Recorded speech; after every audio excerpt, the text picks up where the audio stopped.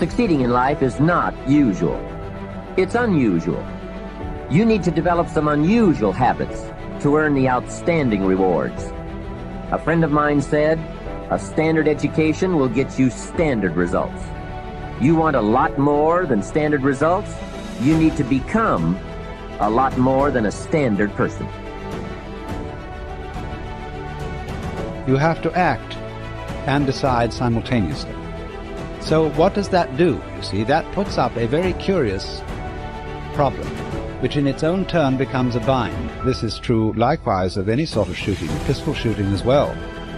That if you aim, if you decide and then fire, you're apt to do things like pulling the trigger instead of squeezing. All kinds of wrong things are done.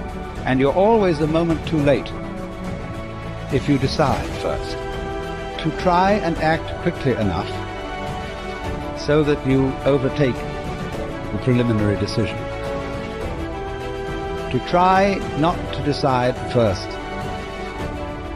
And that is an impossible problem. We intend to when the idea strikes us. We intend to when the emotion is high. But now if you don't translate that into action fairly soon, now the intent starts to diminish. And a month from now it's cold. A year from now, it can't be found. So act. Set up a discipline when the emotions are high and the idea is strong and clear and powerful. That's the time to set up the discipline. Somebody talks about good health and you're stirred. Right. You need to get a book on nutrition. Get the book before the idea passes and before the emotion gets cold. Go for the book. Start the library. Start the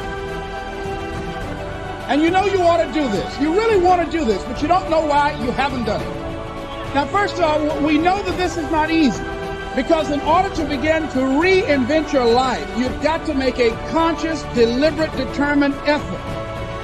I think that among the things that prevent us from acting is the fear of failure. And if you've already failed, you don't want to fail again. The pain of that, the disappointment. The fear of loss is another thing. Because many times when we do those things that we know we need to do, we feel that we might lose somebody that we love very much and care about. We don't want to hurt anybody. Many of us don't act because we want other people's approval. We want everybody to like us and to accept us. And that's not possible. Life should be an exciting adventure. It should never be a bore. A man should live fully, be alive. He should be glad to get out of bed in the morning. He should be doing a job he likes to do because he does it well.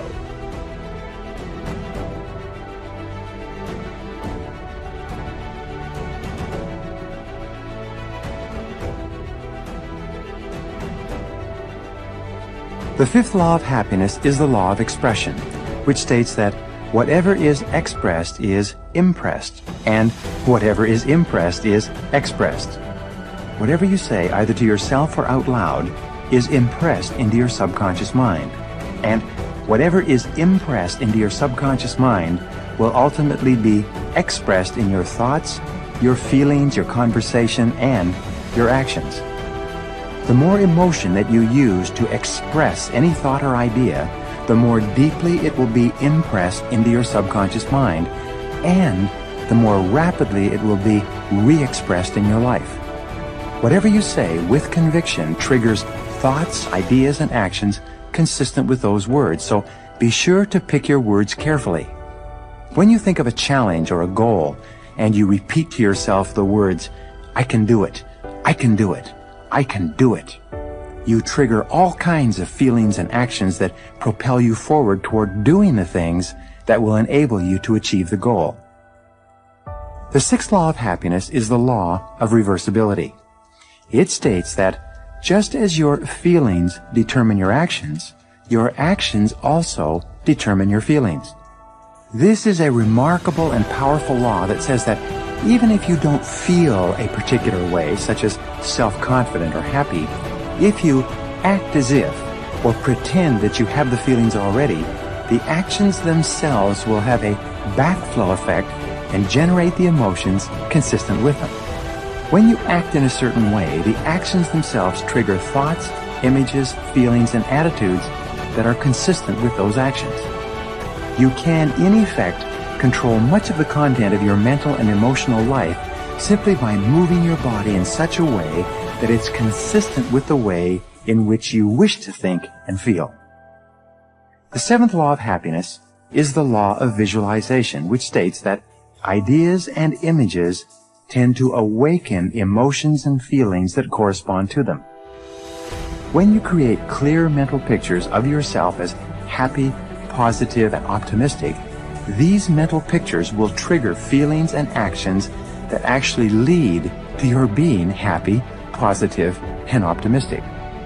One of the most helpful exercises that you can engage in is to think of a time in your life when you've been extremely happy and to replay that experience on the screen of your mind as though you were running a movie projector. Put yourself right into the picture and re-experience or get the feelings that go with it. You can actually make yourself happy by dwelling upon previous experiences when you've been happy.